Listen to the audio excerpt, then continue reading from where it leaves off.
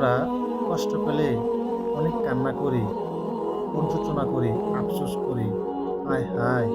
এটা আমাদের কি হয়ে গেল? আমার সাথে কেন এমন হলো? ভাই, একটা কথা কি জানেন? আপনি আপনাকে যখন একটা মানুষ ধোঁকা দেয়, কষ্ট দেয়, বেইমানি করে, তখন একটা জিনিস চিন্তা করবেন, ওই মানুষটা আপনার কতই না আপন ছিল। দিন শেষে আপনাকে ঠকিয়ে গেল। আরো একটা বছর ওর সাথে রিলেশনটা রাখতেন, তাহলে আপনার আরো কতটা ক্ষতি হইতো। তাই আল্লাহ তাআলা সময় মতো আপনার কাছ থেকে বিচ্ছেদের মাধ্যমে আলাদা করে দিয়েছেন। আপনাকে বোঝানোর জন্য একটা পরীক্ষায় ফেলেছেন। যাতে মানুষের জন্য আবেগ, মায়া এগুলা কিছুই না।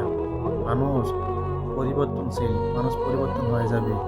স্বার্থ হাসিল হয়ে গেলে তোমাকে আর মূল্য দিবে না। তখন আলহামদুলিল্লাহ বলবেন যে আল্লাহ আমাকে বাঁচাইছে, এই বেঈমানকে দূর করছে। না হয় আরো ১ বছর থাকলে আরো কত না ক্ষতি হইতো, কত কষ্ট হইতো। Join my Facebook page, follow now.